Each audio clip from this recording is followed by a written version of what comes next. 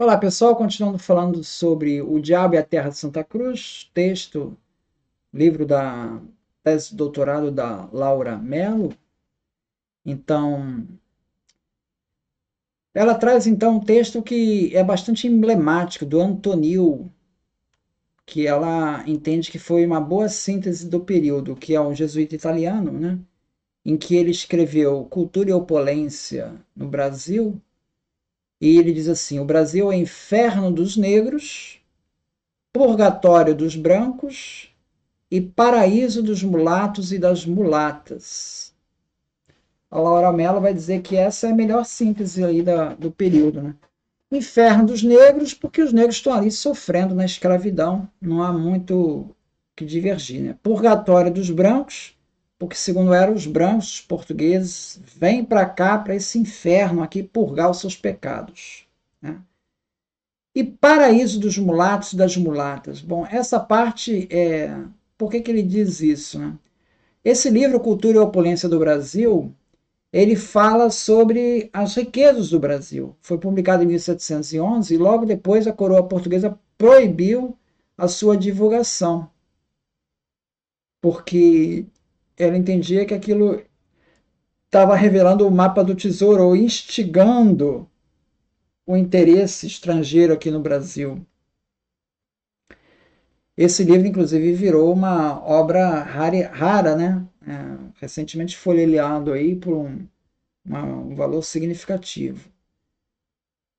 O Antonil, quando ele se refere ao Brasil como paraíso dos mulatos e mulatas, ele está se referindo a essa estrutura social da colônia, onde tem uma significativa quantidade de pessoas de origem mista, né? São descendentes de europeus e de africanos. Então, essa era uma característica aqui do Brasil, marcada por uma forte miscigenação. Então, e essas pessoas mulatos e mulatas, elas acabavam ocupando posições intermediárias entre os europeus e os africanos. E acabavam tendo uma contribuição importante para a cultura e para a economia, mesmo em um sistema social que os marginalizava. Acabavam encontrando espaços para se desenvolver. Por isso é que ele fala que é o paraíso de mulatos e mulatas.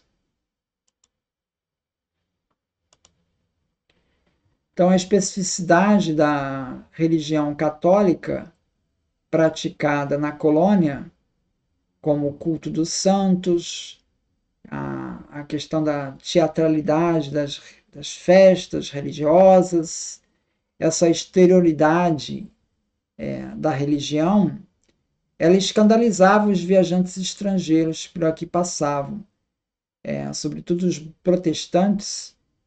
Eles se referiam que os brasileiros de cor, né, estavam desvirtuando o cristianismo, fazendo dele uma mistura de imoralidade e cerimônias burlescas.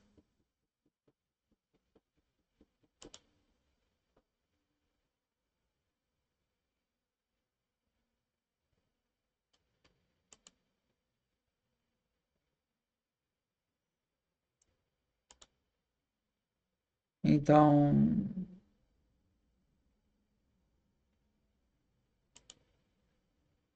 há uma ambiguidade, então, que se faz notar na colônia, né? A documentação revela tanto então essa essas cerimônias e respeito, quanto essas cenas de desrespeito ao que eu acabei de me referir, né? Que são detectadas pelos é, estrangeiros, né? Que aqui chegam. Assim, há uma religiosidade de fachada aqui no Brasil, que isso é denunciado, né?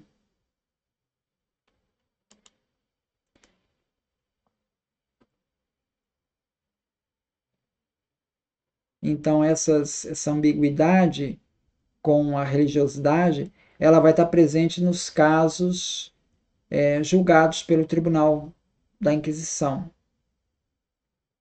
Então, a religião, os seus símbolos e dogmas, elas acabam ocupando uma considerável espaço entre as preocupações cotidianas do homem colonial. Ou seja, a religiosidade faz parte da mentalidade do homem colonial.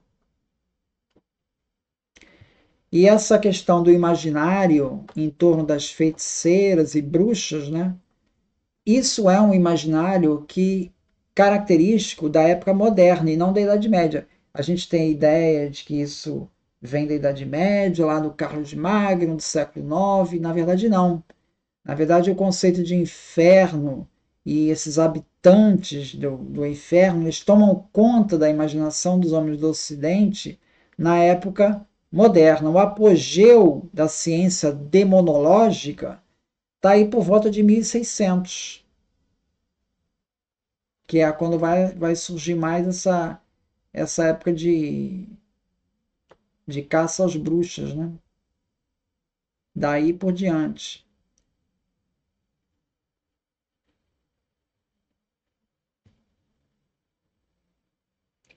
Então, as populações coloniais, elas não se acham indiferentes a essa verdadeira demonomania que se acha presente daí na época que estamos falando, né, do século XVIII, século XVII, da Europa. Isso acaba se refletindo aqui no Brasil também. Então, numa colônia que assumia frequentemente feições de inferno, então várias forças acabavam trabalhando no sentido de demonizar o cotidiano. Então havia essa perspectiva e que encontrava reforço nessa demonização das mentalidades que estava acontecendo na Europa aí da era moderna. Então o escravismo ele arrastava ao inferno senhores escravos. Os primeiros, os senhores, por compactuar com as gentilidades africanas, entregando a lascívia com as escravas negras, prostituindo outras tantas, acabavam se tornando sequazes de Satã. E os escravos mantendo suas práticas religiosas, consideradas como aberrações satânicas. Então, tanto do lado dos senhores quanto do lado dos escravos, tudo era visto como uma influência aí de Satanás aí no, no contexto aí da colônia, né? Tudo era visto como uma forma de demonizar o cotidiano. Aqui um parênteses, a Laura Mello ela diz assim: não me preocupe em distinguir bruxaria de feitiçaria, que é uma diferença que às vezes aparece na literatura.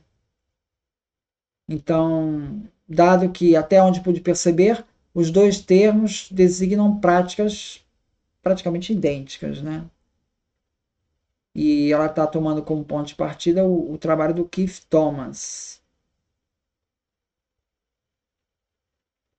Entretanto, tal como Mandru tratou, né, ela faz uma distinção entre feitiçaria e magia com base na existência ou não de um pacto com o demônio. Né?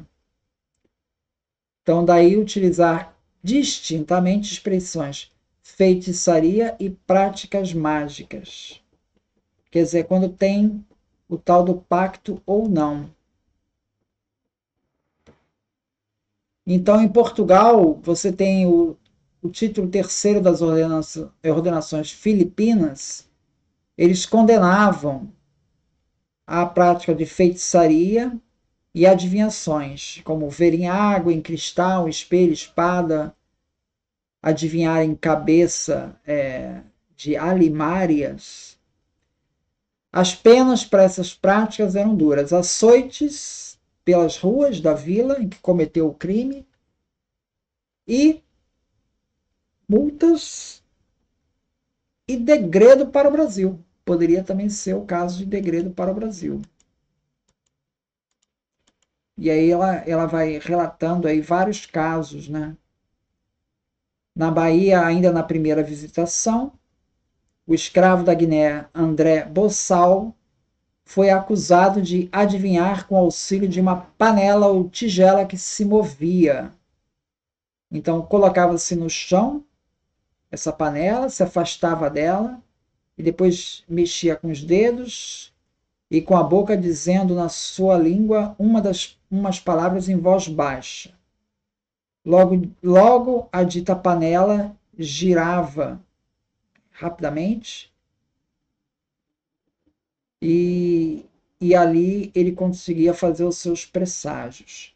Ele foi acusado perante a Inquisição de prática de adivinhação, né?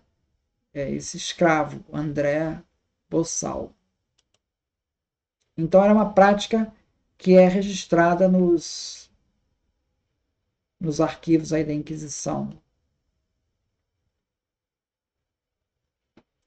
e que era bastante comum ali dos escravos, né? Sopro e sucção também tinham um papel nas curas mágicas. Abbeville, né, um religioso, ele faz referência a essa prática de sopro e sucção entre os índios tupinambás para cura, né, para os rituais de cura que era usado pelos pajés. Então eles faziam sucção das partes do corpo doente, né, para extrair dali alguma coisa, né? Segundo Abbeville, aquilo fazia parte, se a cura alcançada, era alcançada por efeito da imaginação ou da superstição, por artes diabólicas.